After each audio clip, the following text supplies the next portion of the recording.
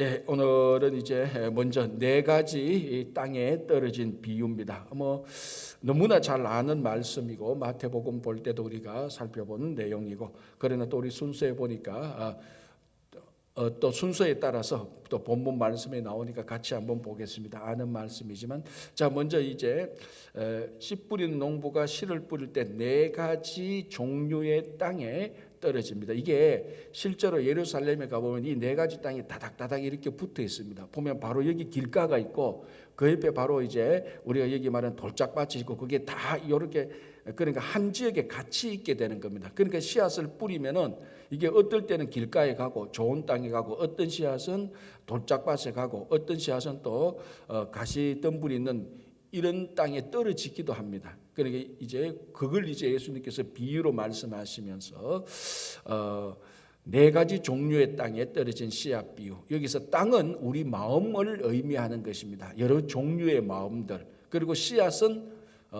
말씀이죠. 이 말씀이 우리의 여러 종류의 마음에 떨어졌을 때 어떤 일이 일어나는가, 이제 그걸 얘기를 하고, 물론 씨앗을 뿌리는 농부는 하나님입니다. 그죠? 자, 첫 번째 어떤 땅이죠? 우리가 잘 아는 대로 안 보고도 첫 번째, 자, 순서대로 하겠습니다. 길가. 두 번째 돌짝밭 또는 바위 위. 오늘 누가복음 보면 바위 위라고 말합니다. 같은 의미입니다. 바위 위. 세 번째가 가시덤불이 있는 땅. 네 번째는 좋은 땅. 자, 예수님께서 그렇게 네 종류 땅을 말씀하시고, 또 이 씨 뿌리는 비유를 예수님께서 무슨 의미인가라고 실제로 그 비유를 풀어서 설명해 주십니다. 그러니까 이게 뭐 내용이 어렵지는 않습니다. 아주, 그러니까 이게 무슨 말씀이지, 또 예수님께서 풀어서 설명해 주니까 어렵지 않습니다. 그런데 이게 내용은 어렵지 않은데, 이제 우리들의 삶에 있어서 우리가 좋은 땅이 되어서 하나님의 말씀을 받아서 우리가 그 말씀 속에, 그 말씀 우리 안에 들어와서 열매를 맺는, 이제 이까지 이 좋은 땅이 되는 심령이, 이제 그 심령을 가지는 것이 중요한 겁니다. 자, 길가. 사람들이 하도 다녀서 땅이 굳어져 있습니다. 그래서 거기서 씨앗을 뿌리면, 그 씨앗이 떨어지면 땅이 단단하기 때문에 땅 안속으로 안 들어갑니다. 씨앗은 어떻든지 그 씨앗이 이쁘든 좋든 크든 작든 씨앗은 무조건 땅 속에 들어가야 됩니다. 그리고 난 다음에 뭐 열매가 있든 싹이 나든 아니든 찢고 뽑고 하는 겁니다. 그죠? 일단은 땅 속에 들어가야 되는데 이 땅이 단단하니 땅 속에 못 들어갑니다. 그러니까 날아가는 새들이 이 땅을 먹어버리는 거죠. 자, 5절. 씨를 뿌리는 자가 그 씨를 뿌리러 나가서 뿌릴새 들으는 길가에 떨어짐에 밟히며, 그 길가에 떨어지니까 사람이 가다가 밟기도 하고 공중의 새들이 와서 먹어버렸고 라고 말합니다. 자, 이 비유에 대한 해석 12절 보겠습니다. 길가에 있다는 것은 말씀을 들은 자니 이에 마귀가 가서 그들이 믿어 구원을 얻지 못하게 하려고 말씀을 그 마음에서 빼앗는 것이요, 이렇게 말합니다. 그 길가의 말씀이 길가의 씨앗이 아무리 많이 뿌려져 본들, 이거는 다 헛것입니다. 밟히거나 사람한테 밟히거나 공중의 새들이 와서 다 먹어버리는 것입니다. 그러니 씨앗을 많이 뿌리는 것도 중요하지만, 우리가 말씀을 많이 읽는 것도 중요하지만, 이 말씀이 우리 안에 얼마나 들어오느냐, 이게 사실은 더 중요하죠. 100가지 말씀을 들어도 하나도 안 들어오는 거하고, 한 가지 말씀 들었는데 한 가지 말씀이 내 안에 들어오는 거하고, 이 떨어진 씨앗이 중요한 게 아니고 들어온 씨앗이 중요한 겁니다. 뭐 우리가 그 부흥회 하다 보면 이런 예를 우리 부흥 강사님들이 가끔 듭니다. 하늘에 소낙비가 아무리 와도 그 비를 받아서 물로 쓰려면 그릇을 똑바로 대고 물을 받아야 됩니다. 그런데 그릇을 뒤집어 놓으면은 소낙비가 아무리 와도 뒤집어 놓은 그릇 안에 물을 담게 할 수는 없습니다. 그릇이 아무리 적다 할지라도 그거라도 소낙비가 올 때 뒤집어 놓지 않고 바로 놓으면은 그 작은 그릇 안에 물이 다 차는 거죠. 우리가 이 말씀을 읽고 말씀을 들을 때도 똑같습니다. 매일 예를 들자면 매일 집회 때마다, 기도회 때마다, 예배 때마다 다 오는 것, 이건 너무너무 귀하고 중요합니다. 그러나 더 중요한 건 뭡니까? 와서 그 말씀을 듣고 자기가 가리는 게 아니고 그 말씀을 내가 받아들일 때에 이제 그 말씀이 내 안에서 열매가 되는 것입니다. 자, 두 번째 땅은 무슨 땅이죠? 바위 위 6절 보겠습니다. 들으는 바위 위에 떨어짐에, 이 마태복음이나 마가복음은 돌짝밭 이렇게 됐습니다. 바위 위에 떨어짐에 싹이 났다가 섭기가 없으므로 말랐고. 자, 어쨌거나 바위 위에 떨어진 이 씨앗은 싹이 났습니다. 자, 이게 왜 근데 바위 위에 왜 떨어지냐라고 말하는데, 이게 정확히 말하면은 흙이 있고 그 땅이 있고 땅 바로 앞에 땅 바로 밑에 큰 바위가 있는 것입니다. 그러니까 이렇게 밖에서 보면은 안에 바위가 있는지 없는지 모릅니다. 그런데 땅을 파보면은 약간만 파보면은 거기에 큰 바위가 있습니다. 그러니까 씨앗을 던지면은 씨가 던지면은 땅 속에 들어가는데 얼마 못 들어갑니다. 왜? 큰 바위가 있으니까. 자, 그래서 바위 위에 떨어짐에, 그러니까 그 얕은 땅이죠. 그러니까 밑에 큰 바위가 있으면 아주 얕은 땅에 떨어진 씨앗하고 똑같습니다. 그래서 싹은 납니다. 얕은 땅이라도 싹은 조그맣게 나죠. 그러나 전혀 열매를 맺지 못하는 겁니다. 자, 요거를 13절에 예수님께서 이렇게 풀어서 해석합니다. 바위 위에 있다는 것은 말씀을 들을 때에 기쁨으로 받으나 뿌리가 없어 잠깐 믿다가, 자, 뿌리가 없어 사실은 없는 게 아니고 뿌리가 아주 약간 있을 수가 있죠, 그죠? 뿌리가 없어 잠깐 믿다가 시련을 당할 때에 배반하는 자요. 그러니까 얕은 땅에 뿌려졌다는 거 똑같습니다. 바로 밑에 바위가 있으니. 그러니까 뿌리가 약간 생길랑 말랑 그걸로 인하여서 싹이 약간 납니다. 근데 이게 뿌리가 뭐 없는 거하고 마찬가지니까 약간만 바람이 불면은 금방 휙 날아가 버리고 없는 것이죠. 그게 이제 예수님께서 뭐라고 이제 해석을 하는가 하면은, 말씀이 싹 들어오긴 들어옵니다. 그래서 처음에 말씀을 들으니까 야, 이거 말씀 참 좋다. 야, 이거 세상에서 듣지 못하는 말씀이네. 와, 이 말씀을 들은 내가 새로운 세계가 열리는 것다. 잠깐 기쁨으로 그 말씀을 받아들여서 새로운 삶을 살기로 해요. 그런데 이게 뿌리가 깊지 못하니, 뿌리가 아주 얕으니 싹은 약간인데 바람이 불면 금방 넘어지는 겁니다. 그러니까 쉽게 말하자면은 새 가족하고 비슷하겠죠. 갓 예수를 믿은, 처음 예수를 믿은 그 사람들하고 비슷합니다. 그래서 이게 뿌리를 내리는 게 중요한 겁니다. 저 가톨릭의 그 베네딕토 수도원이 있습니다. 그죠? 베네딕토 뭐 여러 수도원인데, 그 베네딕토 수도원에 가서 종신 서원을 하면은 이제 그 수도원에서 평생을 살게 되는 거죠.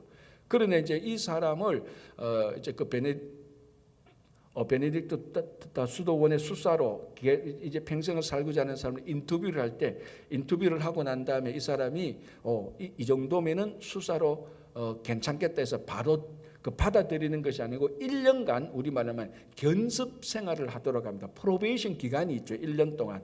1년 동안 그 프로베이션 기간에 어떻게 하는가 하면, 그 사람이 이 수도원에 들어올 때 입고 있었던 옷, 이제 거기 가면 옷을 다 갈아입도록 합니다. 수도원은 그 수도원이 있는 수사에 있는 옷으로 갈아입어야 되니까 그 옷으로 갈아입고 자기가 가지고 온 그 옷을 수도원에 맡기는 게 아니고 자기 방에, 그러니까 세상에서 입었던 옷을 자기 방에 1년 동안 그대로 놓아둡니다.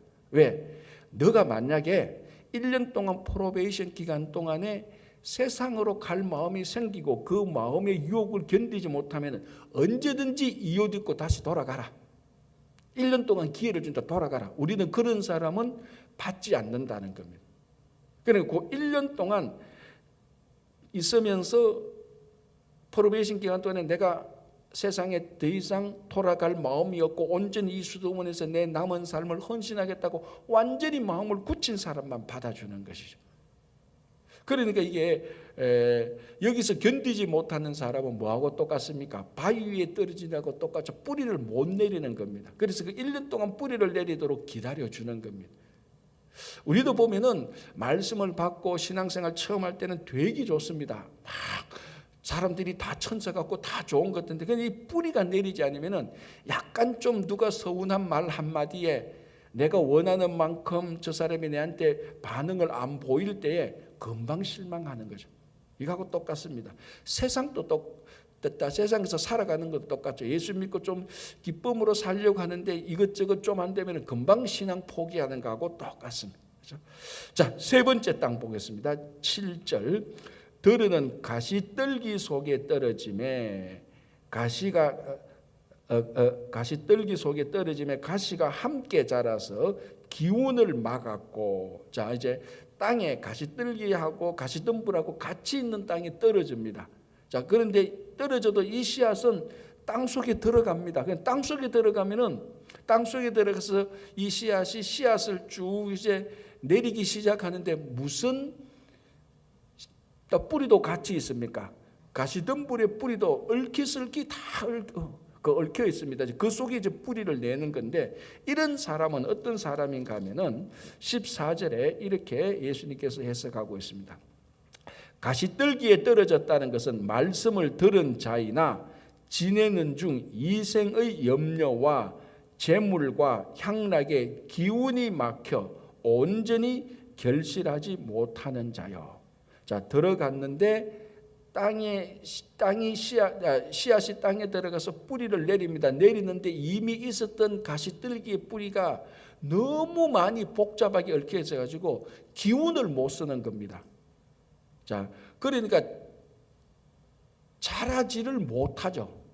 이런 종류의 열매가 맺는다 할지라도 안에 열매는, 껍데기 열매는 맺을 수 있습니다. 안에서 그래서 그 열매가 열매가 맺혔구나 하고 좋아해서 열매를 따서 보면은 안에 내용물이 하나도 없습니다. 껍데기만 맺히는. 자, 이런 사람들은 이제 여기 나오는 것처럼 우리가 예수를 믿을 때 말씀을 받습니다. 그럼 말씀이 우리 안에 들어옵니다. 그런데 우리 안에 뭐도 같이 있는가 하면 여기 말하면 이생의 염려와 쾌락과 재물이 안에 너무 많다는 겁니다. 그러니까 같이 섞여 있습니다. 같이 섞여 있는 거죠. 근데 신앙도 좀 자라면, 그러니까 신앙이 요만큼 자라면 안에 있는 세상에 얽혀 있는 이런 것들, 뭐 향락과 쾌락과 세상의 염려들은 이만큼 더 많이 자라는 거죠. 기운, 우리 말하면 기가 없습니다. 기운이 없으니까 열매를 온전히 맺지 못하는 거하고 똑같습니다. 그러니까 뭐 마음속이 너무 복잡한 거예요. 예수 믿는 것도 있는데 세상의 것이 너무 많은 겁니다. 안 찔려요? 말하는 나도 좀 찔리는데 찔리죠. 우리가 이게 내 안에 말씀만 있는 게 아니고, 이거 요즘 이 우크라이나 이러니까 이게 주식이 떨어지나 안 떨어지나, 뭐 온갖 걱정 다 하는 거죠. 주식이 떨어지나 안 떨어지나, 뭐 건강 걱정, 뭐 출세 걱정, 세상 걱정은 다 하고 돌아다니는데 이 안에 있는 말씀이 뿌리를 깊이 내리지를 못하면 기운이 확 막히는 거하고 똑같습니다. 제가 지난번에 한번 이런 얘기를 했는데, 어떤 한 이제 성도가 정말 온전히 자기가 예수님을 모시고 싶고 예수님이 내 안에 들어오시기를 간절히 원하는 그런 기도를 했습니다. 예수님께서 내 안에 들어오시고 내가 예수님 안에 들어가고, 마치 요한복음 우리가 15장 말씀 포도나무 비유처럼 내가 너 안에 있어 너가 내 안에서 많은 열매를 맺게 될 것이다. 그 기도처럼 기도를 했습니다. 예수님 내 마음에 들어오십시오. 그런데 예수님이 안 들어온 것 같아요. 그래서 또 어떤 날 기도하는데 예수님이 뿅 하고 나타났습니다. 제 동화적인 이야기예요. 예수님 왜 내 마음에 안 들어오시고 그 밖에 서 있습니까? 라고 말하니까 예수님께서 내가 네 마음에 들어가 봤는데 숨 막혀서 죽을 뻔했다. 돈 걱정, 뭐 집이 오르는가 걱정, 별 세상의 걱정, 또 세상의 별 쾌락 탐락, 내가 네 안에 들어갔다가 그 숨 막혀서 죽을 뻔해서 나왔다. 이런 어린아이가 보는 만화 컷을 제가 봤습니다. 거기에 가시떨기에 떨어진 씨앗하고 똑같습니다. 그러니까 제가 종종 하는 얘기가 이거 아닙니까? 세상에서 가장 성숙한 것은 복잡한 게 아닙니다. 제일 단순한 겁니다. 여러분, 피카소 세계 최고의 화가 아닙니까? 그 미술사에서 피카소가 했던 유명한 말이 있습니다. 내가 어린아이와 같이 그림을 그리기 위하여서 60년을 보냈다라고 말을 합니다. 내 그림이 어린아이가 그린 것처럼 단순하게 그리는데 수십 년의 세월을 보냈다고 말합니다. 그러니까 자기가 봤을 때는 어린아이의 그림처럼 단순한 그림이 최고의 좋은 그림이라는 거예요. 그런데 그림을 그리면 자꾸 자기 속에 있는 온갖 것들이 그림 속에 복잡하게 나타나니까 자기가 볼 때는 이 좋은 그림이 아니라는 거예요. 신앙생활도 똑같습니다. 우리가 나이가 들고 신앙의 경력이 쌓이고 여러 가지 이제 공동체에서 섬기고 봉사하면서 우리가 어린아이와 같은 신앙이 되는 게 제일 좋습니다. 실제로 어린아이는 아닌데, 여기 뭐 새벽에 오신 분들 다 어린아이는 아니잖아요. 가장 좋은 신앙은요, 어린아이는 아닌데 어린아이와 같은 신앙을 가진 사람. 그게 최고의 신앙이죠. 단순한 신앙. 그렇다고 해서 유치한 신앙을 가지라는 거 절대로 아닙니다. 우리 영어도 뭡니까? childlike, childish. 중학교 때 얼마나 시험 많이 쳤습니까? 비교하는 거. childlike는 어린아이와 같이 순수함. childish는 뭡니까? 어린아이처럼 유치한 거. 그런데 어떤 성도들은 착각해. 어린아이처럼 유치한 신앙을 가지고 있으면서 어린아이와 같이 순수하다고 착각을 하고 있어요. 그거는 미성숙한 거고, 오늘 이 가시덤불에 떨어진 것의 비유를 들자면 복잡하지 않고 단순하게 정말로 예수님을 믿으면 그대로 믿는 거예요. 온갖 의심하지 않고 온갖 잡다한 것 이것저것 드득드득 붙이지 않고. 그게 이제 가시떨기에 떨어진 씨앗이 자라가는 방법. 세상의 염려와 쾌락과 이런 것들을 다 제거하는 것이죠. 자, 이제 마지막으로 8절. 더러는 좋은 땅에 떨어짐에 나서 100배의 결실을 하였느니라. 자, 이게 이제 우리 마태복음은 30배, 60배, 100배인데 여기는 그냥 100배만 말했습니다. 자, 이런 땅은 어떤 땅이냐? 뭐 간단합니다. 15절. 좋은 땅에 있다는 것은 착하고 좋은 마음으로 말씀을 듣고 지키고 인내하는 사람이다. 자, 여기서 착하고 좋은 마음, 착하다고 말할 때 하나님이 천지를 창조하시고 보시기에 사람 때는 심히 좋았더라. 첫 번째, 두 번째, 세 번째는 창조하시고 하나님이 보시기에 좋았더라. 영어로 보면 it is good. 우리가 굿모닝 할 때 굿하고 똑같습니다. 여기서 착하고 좋은 마음은 바로 그 하나님께서 보시기에 좋은 마음을 말하는 것입니다. 자, 이런 좋은 마음을 가진 사람은 말씀에 씨앗이 들어오면 어떻게 하냐? 듣고, 당연히 듣죠.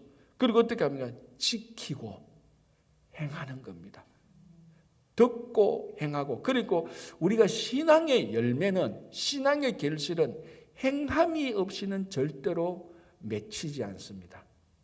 행함이 들어갈 때에 행함이 들어갈 때 그게 열매가 맺히는 거죠. 자, 듣고 지키고 또 뭐가 있죠? 하나 더. 인내로.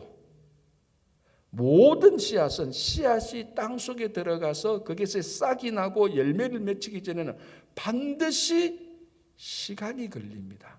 반드시 시간의 정도의, 세월의 정도의 차이는 있지만 반드시 그 열매가 맺기에 합당한 세월을 견뎌야 되는 겁니다.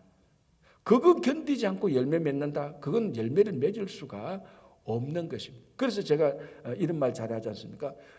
새 가족이 아무리 똘똘하고 아무리 순수해도 새 가족의 신앙은 순수할 수는 있겠지만 성숙하지는 않습니다. 아직까지. 왜? 성숙하기 위한 신앙의 세월이 분명히 있어야 됩니다. 그러나 신앙의 세월이 있었다고 해서 다 성숙한 건 아니죠. 고난을 당하기도 하고 고난 당했을 때 말씀으로 우리가 기도로 반응하기도 하고 그 지나간 세월을 어떻게 보냈느냐에 따라서 성숙하냐 안 성숙하냐가 결정되어지지만 모든 성숙한 사람, 열매를 맺는 사람들은 반드시 인내가 있어야 되는 것입니다. 그래서 좋은 땅에 있는 사람, 좋은 땅과 같은 마음을 가진 사람, 말씀을 듣고 그러니까 받아들이는 겁니다.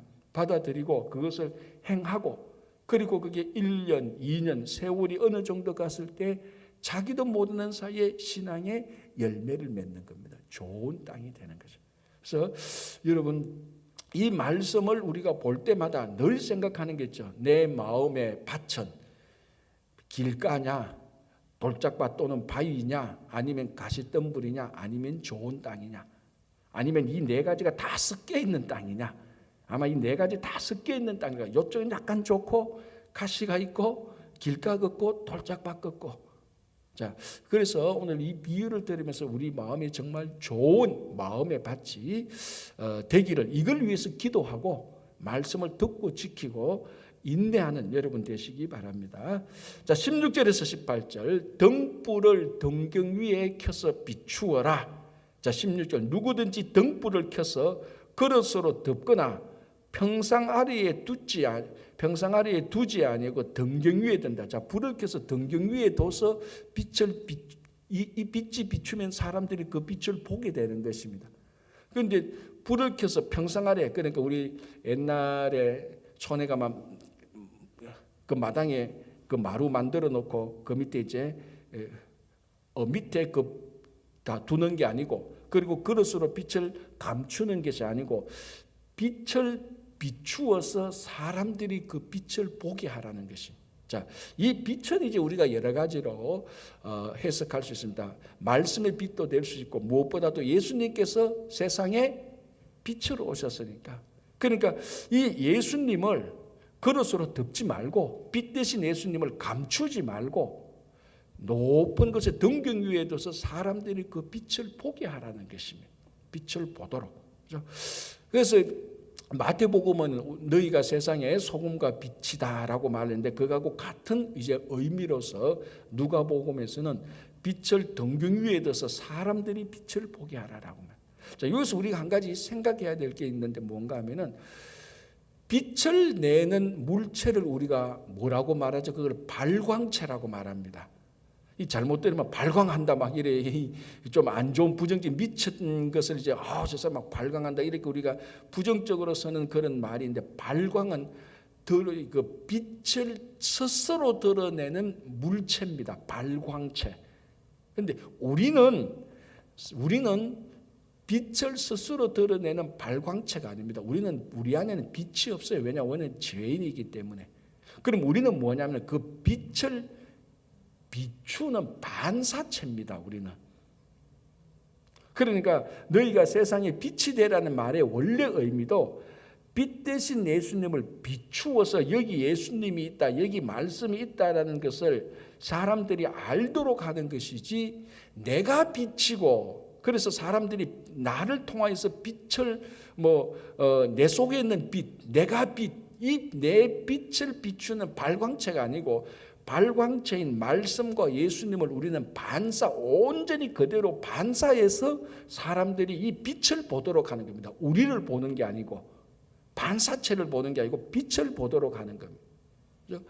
그래서 이 반사체가 빛을 온전히 비추기 위한 조건이 하나 있습니다. 뭔가 하면은 반사체가 깨끗해야 돼요. 거울이 더러우면은 거울을 통해서 비추어지는 거울을 통해서 나가는 빛이 온전하지 않습니다. 다 손실이 있습니다. 반사체, 거울이 더러우면. 그래서 거울을 계속해서 닦고 거울이 깨끗해야 돼요. 그래서 깨끗한 거울을 통하여서 사람들이 빛을 보게 되는 것입니다. 세상이 교회와 성도가 깨끗한 반사체가 될 때에 교회와 성도를 통해서 하나님을 보는 것하고 똑같은 것입니다. 그래서 우리는 빛 대신 예수님을 온전히 잘 비추는 반사체가 되어서 이 어두운 세상을 밝혀야 되는 것입니다. 그렇죠? 자, 19절에서 21절. 하여튼 예수님께서 사역을 하실 때 예수님 어머니 마리아와 그 동생들이 어쨌거나 예수님을 만나러 왔습니다. 무슨 일인지 만나러 왔는데 이제 이때는 예수님이 인기가 굉장히 높아서 밖에서 예수님을 만나러 못 들어옵니다. 자, 그때 누군가가 말하죠. 여기 20절, 어떤 이가 알리되 당신의 어머니와 동생들이 당신을 보려고 밖에 서 있나이다라고 알려줍니다. 그 말을 듣고 예수님께서 뭐라고 말씀하십니까? 누가 내 형제고 자매냐? 마태복음 보면 오늘은 이렇게 되어 있죠. 내 어머니와 내 동생들은 곧 하나님의 말씀을 듣고 행하는 이 사람들이다. 사실은 이 19, 20, 21절이 짧은 내용으로 되어 있는데요, 굉장히 뭐라고 말합니까? 신앙의 혁명적인 말을 하고 있습니다. 예수님께서 새로운 가족을 소개하고 있습니다. 자, 우리가 말하는 가족이라는 것은 당연히 남자와 여자가 결혼을 하여서 자녀를 놓는 요 구성체, 아니면 남자와 여자의 어머니, 부모들이 함께는 요 구성체를 우리가 가족이라고 말합니다. 그러니까 다 바이올로지컬리 그 유니온된 사람들, 요 사람들이 가족이죠. 우리는 혈연 공동체. 그런데 예수님께서 말씀하시는 새로운 가족, 누가 내 어머니고 누가 내 형제들이라고 말할 때는 혈연 공동체를 말하지 않고 뭐라고 말합니까? 말씀 공동체를 말합니다. 그리고 여기서 곧 하나님의 말씀을 듣고 행하는 이 사람들이 내 어머니와 내 형제요 내 자매다라고. 그러니까 혈연 공동체가 진짜 가족이 아니고 말씀 공동체가 진짜 가족이라는 것입니다. 자, 이게 우리가 어디 가면은 완전히 실감할 수 있을까? 하늘나라 가면 완전히 실감할 수 있습니다. 하늘나라 가면은 이 땅의 가족들이 그대로 다 모일까? 요한계시록으로 보면 그렇지 않다는 것을 우리가 알 수 있습니다. 그러니까 말씀 공동체가 완전히 새로운 가족이라는 것을 경험하는 것이 하늘나라인데, 그 하늘나라에서 완전히 경험하는 새로운 가족을 이 땅에서 임시로 경험할 수 있는 공동체가 어디입니까? 그게 교회입니다. 그게 교회예요. 그래서 이 교회는 사실은 가족 공동체를 대신할 수 있는 유일한 이 땅의 새로운 가족 공동체입니다. 그래서 교회는 큰 가족, 가족은 작은 교회 또는 작은 하나님의 나라 이렇게 말하죠. 그런데 가족과 교회는 같은 개념입니다. 자, 그러면은 이제 우리가 같은 교회 공동체 생활하면서 우리 같은 교회 공동체 멤버들, 그러니까 성도들을 얼마만큼 가족으로 연결되어 있고 내가 얼마만큼 가족이라고 생각을 하고 있습니까? 그래서 제가 말하자면 이 예수님께서 하신 이 말씀은 굉장히 혁명적인 말씀입니다. 기존의 세상에서 살고 있는 가족 개념을 완전히 뒤엎어버리는 겁니다. 혈연 공동체가 가족이 아니다. 하나님의 말씀을 듣고 지키는 사람이 가족이다. 그래서 이제 이 말씀에 충실해서 인류 역사적으로 수없이 많은 그 수도원이나 이런 공동체, 새로운 공동체들이 생깁니다. 그래서 거기에는 들어오는 그 공동체에 들어오는 사람들은 전부 다 가족 개념으로 받아들이는 거죠. 그래서 우리가 오늘 볼 때 그래서 이 땅에 하나님 나라의 완벽한 공동체를 미리 경험할 수 있는 가족의 대안이 되는 혈연 공동체의 대안이 되는 말씀 공동체 교회. 그래서 우리가 교회를 대할 때는 이게 우리 가족을 대하는 것처럼 생각을 할 수 있는 데까지 나가야 되는 것입니다. 자, 22절에서 25절 예수님께서 갈릴리 바다에서 배 타고 가실 때 폭풍이 몰아칠 때 그 폭풍을 잠잠하게 하는 내용. 자, 이것도 우리가 잘 아는 내용이죠. 한번 보겠습니다. 22절 하루는 제자들과 함께 배에 오르사 그들에게 이르시되 호수 저편으로 건너가자 하시매 이에 떠나, 이는 갈릴리 바다죠. 행선할 때에 예수께서 잠이 드셨더니, 자, 첫 번째 예수님께서 잠이 드셨다. 왜 잠이 드셨을까?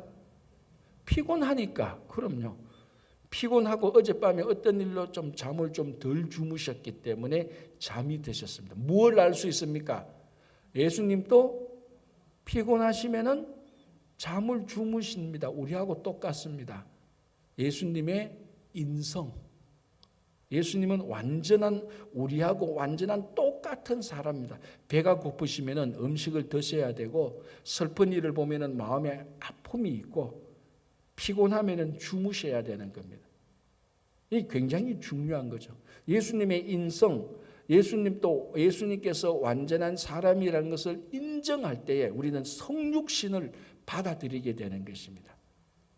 자, 이게 참 생각하면 할수록 예수님께서 완전한 사람이 되었다는 것은 너무너무 중요한 거예요. 그래서 제가 지난 주일날에도 설교를 할 때 이런 차원에서 설교를 했습니다.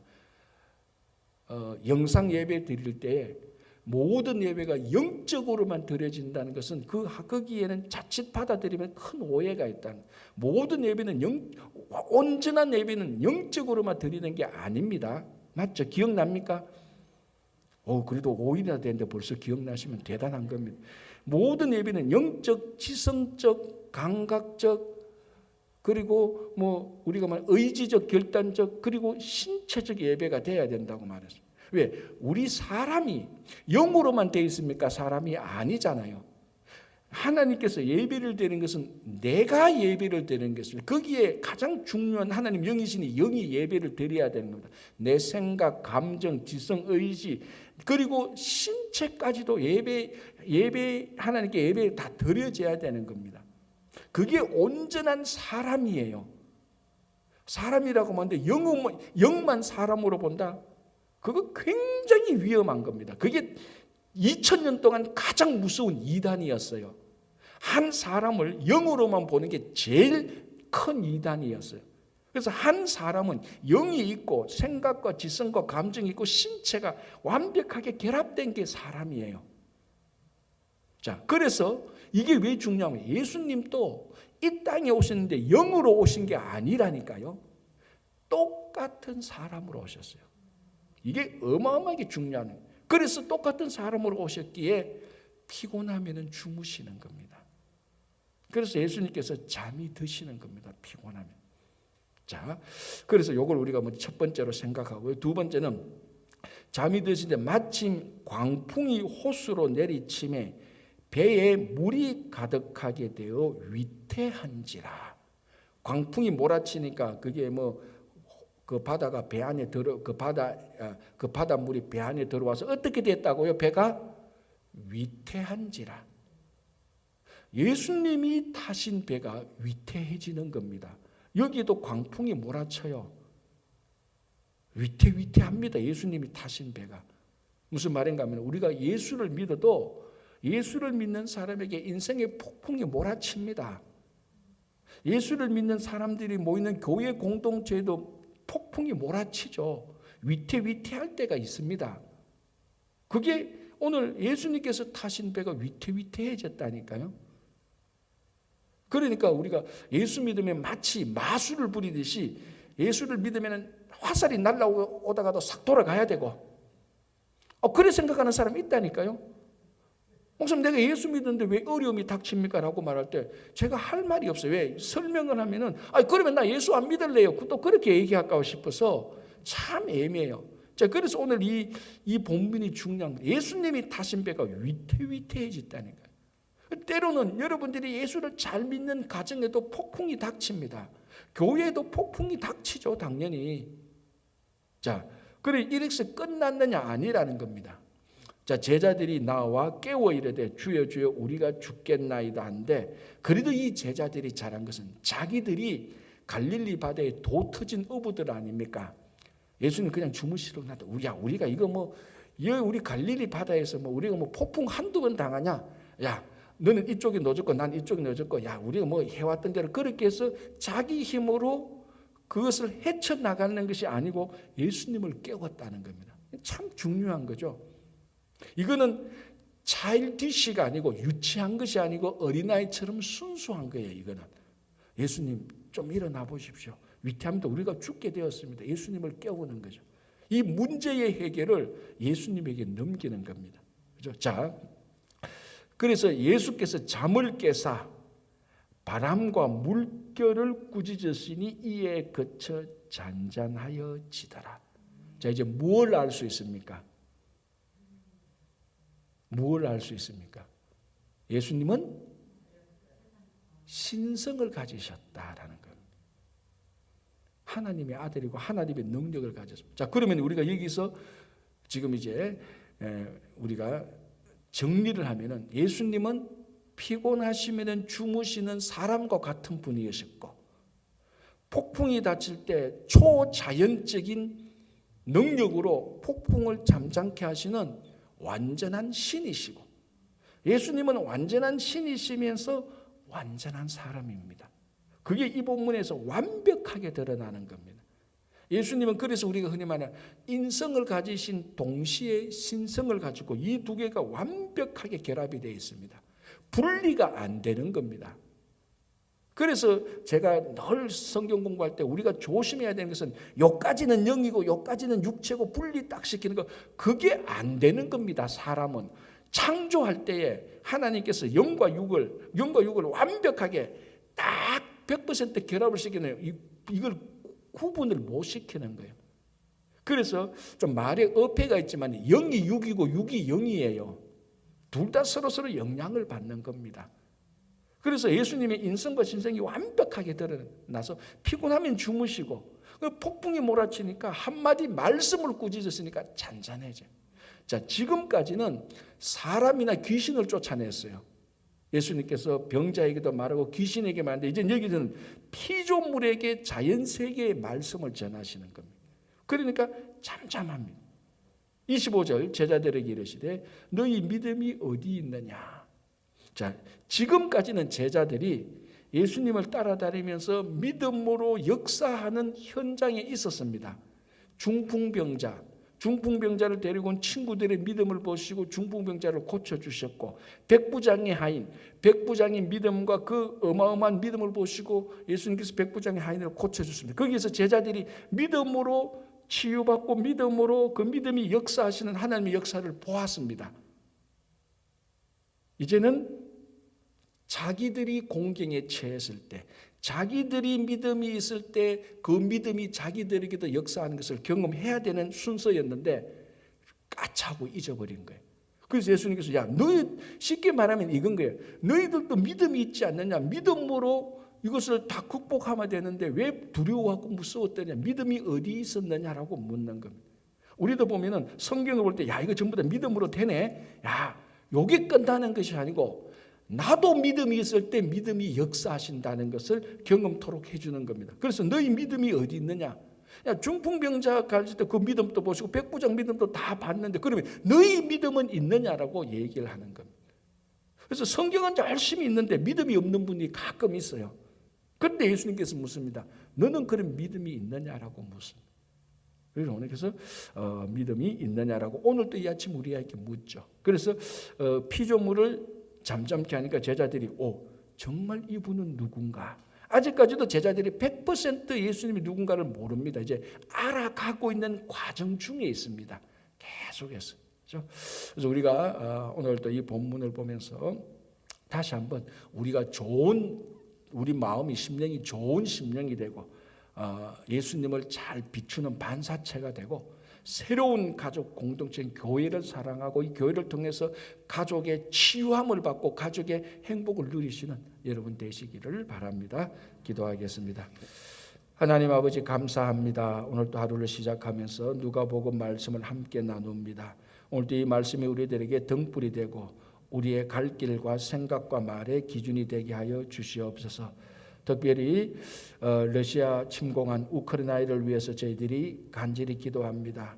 단 한 명의 더 이상 또 희생도 없이 아프거나 다치는 사람 없이 주님께서 속히 우크라이나 그 침공 사태를 멈추게 하시고 회복케 하시고 평화가 속히 이루어지게 하여 주시옵소서.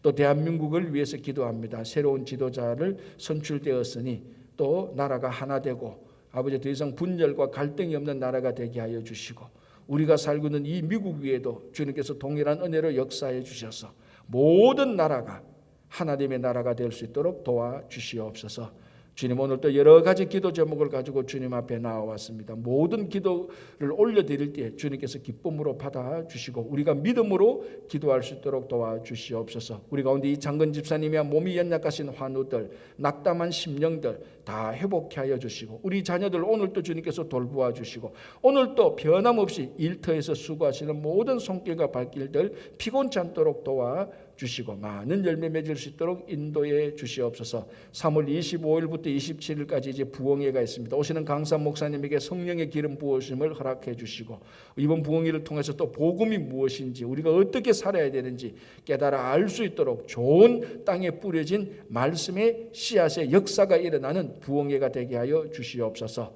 예수님 이름으로 기도합니다. 아멘.